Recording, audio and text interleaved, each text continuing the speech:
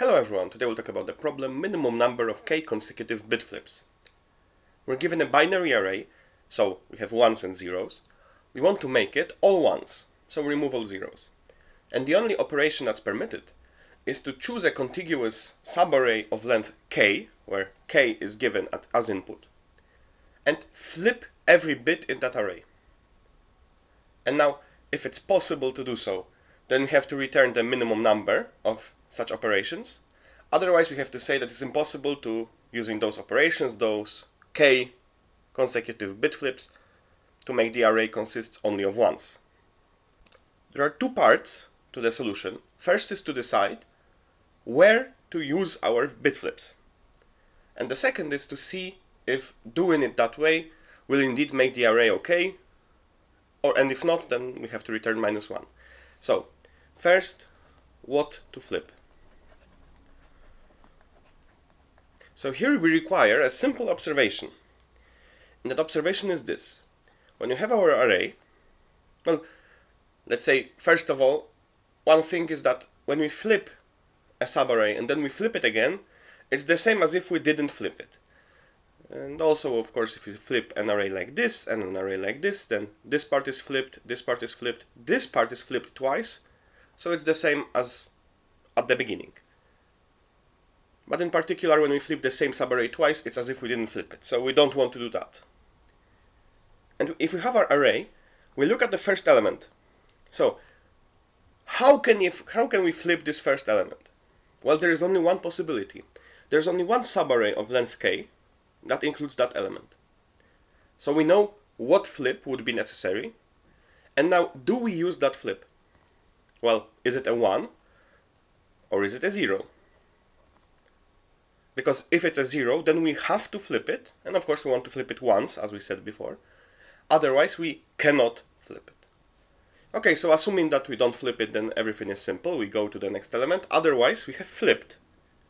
So those k-1 elements here are now flipped. But again, we can forget about this element and look at the next one, which maybe was flipped. And again, the only possibility to flip it now is to take the k consecutive elements starting here. And again, we either have to flip or not, and if we have to flip, then we have to flip the consecutive k elements, so the k-1 elements here. So now those elements are again the same as at the beginning. So we know what flips to do, and of course, if at some point we're being asked to flip something like this, then the answer is -1, because we cannot flip outside of the bounds of our array. So the second part is to simulate it. In particular, something that's too expensive for us is to perform this k flip on other elements in time proportional to k. Because if k is big, let's say k is equal to n divided by 2, then this solution will be quadratic. So how do we simulate it quickly? Well, it's actually possible not to perform those flips eagerly, but instead to perform them lazily. So if, for instance, when we look at this element at some point, if we know the number of flips that reach it, then we know if we have to flip it or not. We just have to remember the parity of the number of flips. Because if there are, let's say, 2 flips that flipped it, it's as if it wasn't flipped at all. And in that approach, we just need to be able to update the number of flips when a flip ends. So let's say that this is the last element of this flip.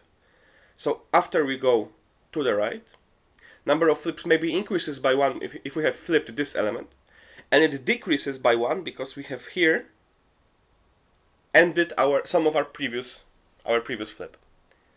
So one solution, which I'm going to show you because it's simpler for me, is to use a queue. In Python, we just use a double-ended queue for everything. And just put all the flips that we do to a queue, and on that queue we remember either when we did them or when they end.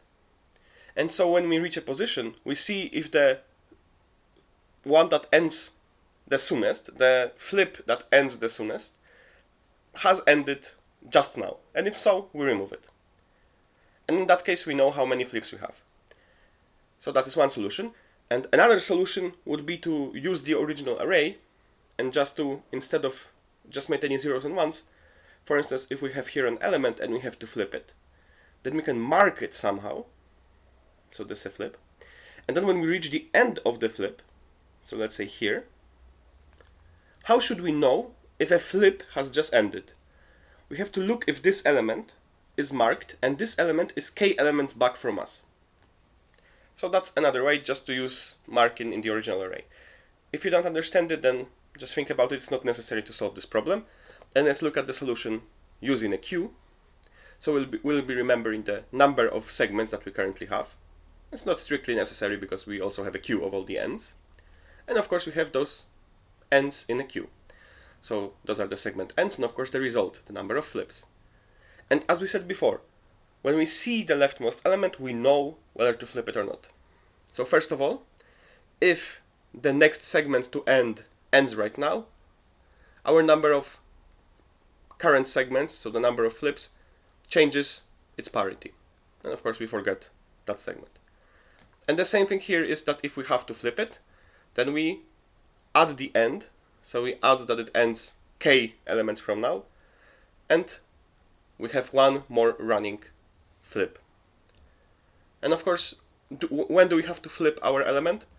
We have to flip it if after all the flips that reach it, so we XOR it with all the flips that reach it, it is a 0.